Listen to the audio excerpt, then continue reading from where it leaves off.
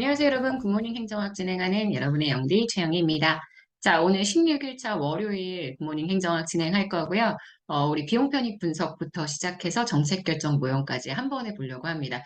이 복습 스터디 지난주에 이미 진행을 했는데요. 지난주에 진행한 내용이 강의가 보강 때문에 너무 많아져가지고 양이 좀 많아졌습니다. 그래서 오늘도 푸는 문제의 양이 조금 늘어날 것 같은데 그래도 지치지 않고 같이 열심히 해주시면 됩니다. 자, 1번부터 가보도록 할게요. 내부 수익률, 비용과 편익의 현재 가치를 동일하게 만들어줍니다. 그래서 비용과 편익의 크기를 똑같이 만들어주는 수익률 설명하죠. 그래서 순현재 가치는 0으로 만들어주게 되고요. 편익, 비용, 비율, 비용분의 편익은 1로 만들어주는 형태의 할인율. 우리가 이걸 내부 수익률이라고 표현을 하죠. 자, 비용 편익 분석 들어가면 돼요. 비용 편익 분석은 정책 대안이 가져오는 모든 비용과 편익을 측정하려고 하고요. 화폐적인 비용이나 편익으로 쉽게 측정할 수 없는 무형적인 것들도 측정을 하려고 노력을 합니다. 그래서 측정이 어렵다라는 문제가 있습니다. 자, 어쨌든 이 두 가지는 비용 편익 분석에 대한 전체적인 내용들을 소개하고 있고요. 자, 이제 우리가 들어가는 건 모형들에 대한 얘기, 정책 결정 모형에 대한 얘기 들어가겠습니다. 모든 대안을 100% 탐색해서 모든 결과를 다 고려하게 되면 그게 합리 모형.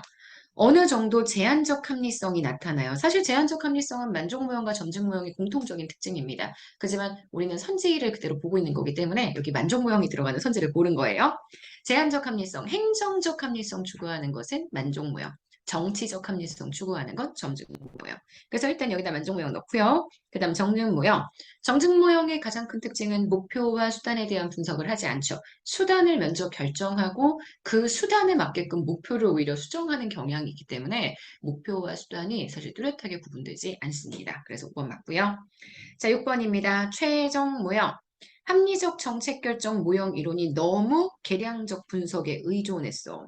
사실 최종 모형도 계량적 분석에 의존하기는 하는데, 하지만 계량적 분석 말고 거기에 플러스 시켜서 지금 정책 결정자의 직관적 판단이나 예측 능력이 필요하다라고 얘기하는 게 최종 모형이어서 이 최종 모형이 나름 우리가 얘기하는 합리 모형의 단점들을 좀 해결하기 위한 모형이다라고 기억해 주시면 될 것 같고요. 7번입니다.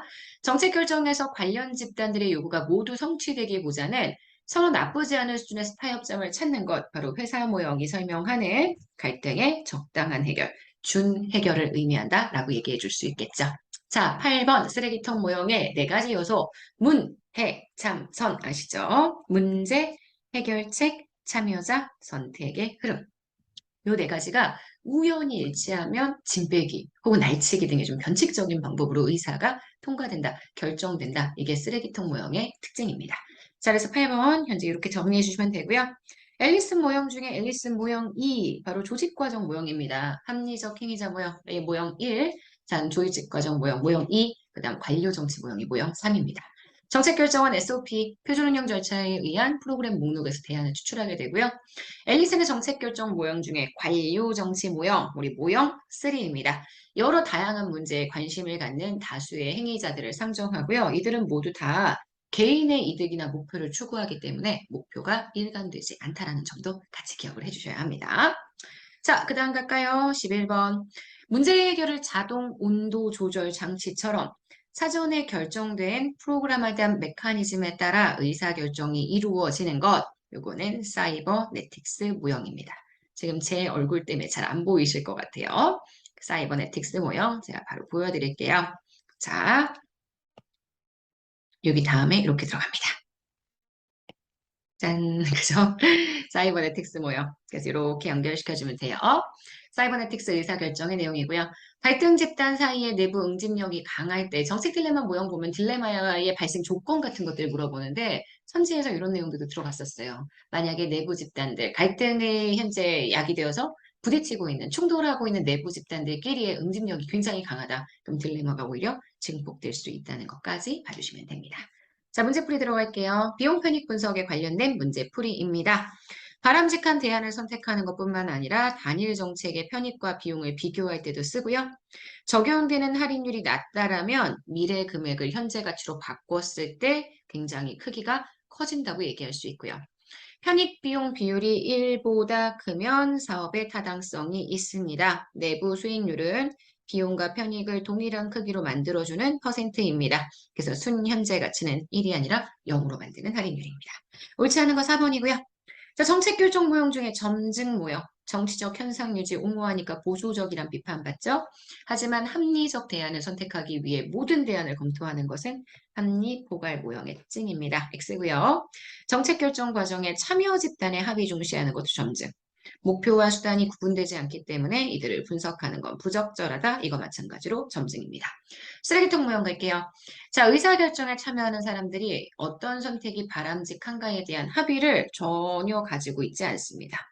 혼란스러운 상태에서 이루어지는데 합리적이지 않아요. 그냥 혼란스러운 상태에서 정책 결정이 이루어지는데 이게 나름 나쁘지 않다는 거지. 코헨, 마치, 올슨. 응집력이 굉장히 약한 수평적인 조직의 의사결정 행태를 분석하면서 이 이론들을 설명했고요. 쓰레기통 모형의 정책 결정은 짐 빼기나 혹은 날치기 등으로 이루어집니다.